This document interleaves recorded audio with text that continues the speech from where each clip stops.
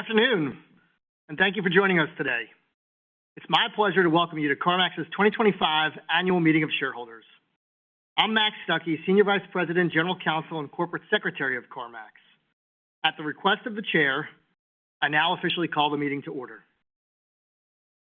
Let me remind you, our statements today that are not statements of historical fact, including but not limited to statements about future business plans, prospects, and financial performance, are forward-looking statements we make pursuant to the Safe Harbor provisions of the Private Securities Litigation Reform Act of 1995.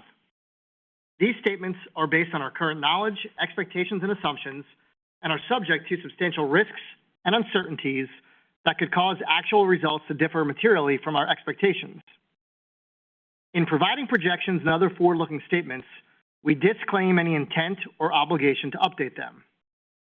For additional information on important factors and risks that could affect these expectations, please see our annual report on Form 10-K for the fiscal year ended February 28, 2025, previously filed with the SEC. The rules of conduct and procedures for today's meeting can be found in the virtual meeting portal. I hope you took a moment to review them. There will be time during today's meeting when we'll address comments and questions from shareholders, which may be entered now into our virtual meeting portal. To give as many shareholders as possible a chance to be heard, we will entertain only one question or comment per person. At the request of the Chair, I will serve as parliamentarian for the meeting. The Board of Directors has appointed a representative of American Election Services, LLC, as the Inspector of Election for this meeting. Their representative, Linda A. Piscatello, is attending today and has taken the oath of the Inspector of Election. We've received an affidavit signed by Broadridge Financial Solutions that notice of this meeting, along with related proxy and annual report materials, was mailed or made available commencing on May 8, 2025, to our shareholders of record as of the close of business on April 17, 2025, our record date. The Inspector of Election has informed us that there is a quorum present or represented by proxy for the transaction of business. We're also joined today by representatives from KPMG LLP, our independent auditors. They are Renee Howard, Scott Kelsey, and Drew Norris. They'll be available to respond to shareholder questions later in the meeting. Now it's my pleasure to introduce Tom Folliard, our non-executive chair of the Board of Directors. Tom will introduce the members of our board. Thank you, Mac, and thank you to everyone attending our annual meeting of shareholders. Before I introduce our director nominees, I would like to recognize Ron Blaylock, who has decided not to stand for re-election to our board of directors this year. Ron joined the board in 2007 and has provided many contributions and valuable insight over the past 17 years, and I thank him for his service. We have an outstanding group of director nominees this year: Pete Benson, Sona Chawla, Shira Goodman, David McCrate, Bill Nash, Mark O'Neill, Marcy Shinder, Pietro Satriano, Mitch Steenrod, and myself. These are the nominees for election to our board of directors for the coming year. We will now proceed with the business of the meeting. The polls are open. Shareholders who have already voted by proxy do not need to cast ballots in the voting today.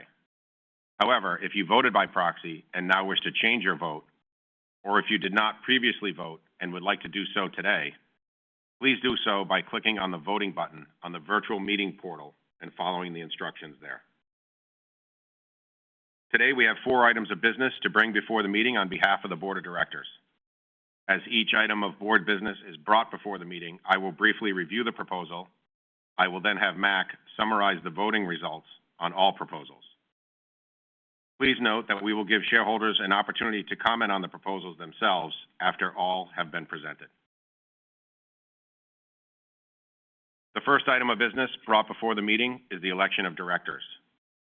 The board nominates the following 10 director nominees: Pete Benson, Sona Chawla, Shira Goodman, David McCrate, Bill Nash, Mark O'Neill, Pietro Satriano, Marcy Shinder, Mitch Steenrod, and myself, Tom Folliard. In accordance with the company's bylaws, the nominations are closed. The second item of business brought before the meeting is the ratification of the appointment of KPMG LLP as our independent registered public accounting firm. KPMG served as our independent auditors for fiscal 2025, and the audit committee has again selected the firm to perform the audit of our financial statements and our internal controls over financial reporting for fiscal 2026. The third item of business brought before the meeting is the advisory vote on executive compensation. Our executive compensation program is designed to reflect our pay-for-performance philosophy and to support our key operating and strategic objectives. The program is discussed in detail in the proxy statement. The fourth item of business brought before the meeting is the advisory vote on the shareholder proposal submitted by Mr. John Cheveden regarding a shareholder special meeting right. Mr. Cheveden or a representative will now present the proposal. Please limit your remarks to 3 minutes. Operator, please open the line for Mr. Cheveden or a representative.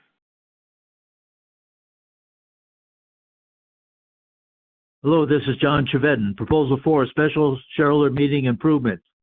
Shareholders ask the Board of Directors to take the steps necessary to amend the governing documents to give the owners of a combined 10% of our outstanding common stock the power to call a special shareholder meeting.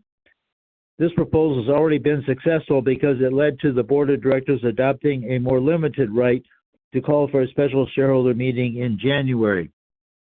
A better shareholder right to call for a special shareholder meeting, as called for in this proposal, can help make shareholder engagement more meaningful. A shareholder right to call for a special shareholder meeting will help ensure that the CarMax board and management engages with shareholders in good faith, because shareholders will have a viable plan B of calling for a special shareholder meeting.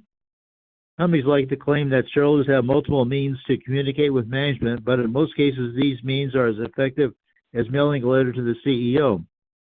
To guard against the CarMax board of directors becoming complacent, shareholders need a more reasonable ability to call for a special shareholder meeting to help the board adopt new strategies when the need arises. There is no concern that allowing 10% of shares to call for a special shareholder meeting, as called for in this proposal, is too easy. It's almost unheard of for any special shareholder meeting called for by shareholders to ever occur at any company, even though a significant number of companies allow 10% of shareholders to call for a special shareholder meeting. The reason to have this right is that with this right in place, companies are more likely to engage productively with their shareholders because shareholders have an alternative ability to call for a special shareholder meeting.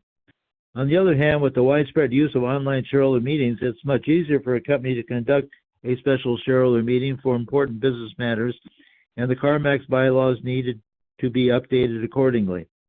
Please vote yes, Special Shareholder Meeting Improvement, Proposal 4.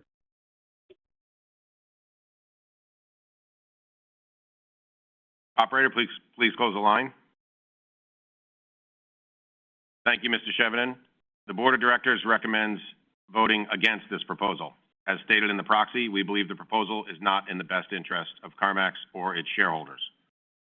We will now address any questions or comments on any of the meeting proposals and will respond to general questions later. I will now ask David Lowenstein, our Vice President of Investor Relations, to read aloud any questions or comments on the proposals. David, have you received any comments or questions on the proposals? No, we have not received any questions or comments on the proposals. Thank you, David. The polls are now closed.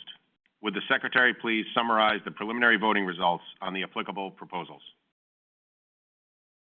Mr. Chair, we've been informed by the Inspector of Election that the preliminary results indicate that each nominee for the Board of Directors has been duly elected. The ratification of the appointment of KPMG has been approved. The non-binding advisory vote on executive compensation has been approved, and the non-binding advisory vote on the shareholder proposal regarding a shareholder special meeting right was not approved. We will report the final vote results in a Form 8-K to be filed within 4 business days. Thank you, Mac. The annual meeting is now adjourned. At this time, we will address shareholder questions that you have entered on the web portal. I'll ask David to read out any questions that have been submitted. Thank you, Tom. Our shareholders have submitted questions. The first one, how much was spent on share buybacks in 2024 and how much is expected in 2025? Great. Thank you, David. This is Bill Nash. Thank you for the question. Just as a reminder on how we think about our capital, we applied first and foremost to continuing the operations of the business and growing the core business. We then will deploy capital to new investments, partnerships, M&A to continue to grow the business in other ways. And then with free cash flow still available, we also are determined to give it back to shareholders. In FY25, it was approximately $425 million. In FY26 through the first quarter, it was $200 million. As far as what we're planning on for the year, I would go back to the statements that we've made after the fourth quarter call that we would expect there to be a step up over last year's buy rate. And of course, we'll look at valuation, free cash flow, that kind of thing. And obviously the first quarter was a good indication of that. Thank you, Bill. David?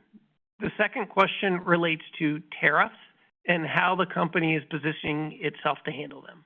Yep, great and timely question. Very dynamic environment that we're in. Right now, I'd say the impact of tariffs to date have been somewhat muted because I think a lot of the new car manufacturers had inventory and supply. I think the biggest impact for CarMax is more on the parts side of things. I do think that as new car prices go up, I think that's good for the used car industry because it will make used cars that much more affordable. But for us, it really comes down to parts. We have not seen any inflation in parts, and one of the strategies we're employing there is just making sure that we understand where all the sources are and how we can best source at the best price available. So again, we have not seen a migration in prices up. I would expect to see some, but we feel like with our initiatives to lower our cost of goods sold, we'll be able to offset those price increases. All right, thank you, Bill. David? The next question reads, Carvana, a much less desirable company, has a stock price approximately 5 times higher than CarMax. What can be done to reward CarMax shareholders? Yeah, I think our focus and strategies position us against any competitors. If you think about some of the things that we've been working on for a period of time, some more recently than others, but it starts with our experience and making sure that we have the largest total addressable market over any competitor from an experiential standpoint. However the customer wants to shop, we should have that best experience, and I feel like FY25 was a critical year for that. Other things that we're doing, the ABS bifurcation, the new funding tools that we've talked about, that will enable additional CAF profit that can be then repurposed to however we want to invest that. Inventory sourcing, we've obviously had a big push to continue to diversify our inventory sourcing to make sure that we can get the cars at the best rate, at the best price for our consumers. John Daniels and his team at CAF have done a phenomenal job making sure that in an environment right now where consumers are worried about affordability, just making sure that they can see what they can afford through our finance-based shopping. We're working on a lot of efficiency measures which will both impact cost of goods sold and SG&A, which again will help the bottom line. We're looking at ancillary profits in other parts of the business. Think about things like extended service plan. Certainly the buybacks, all of these will help not only top line growth, but bottom line growth. And I think you get those continuing to go in the right direction, which we've had a good 4 quarters in a row of continuing to grow. I think the stock will respond. Thank you, Bill. Seeing that there are no further questions, that concludes our meeting for the day. Thank you all for attending. This does conclude the meeting. Thank you for joining. You may now disconnect. The host has ended this call. Goodbye.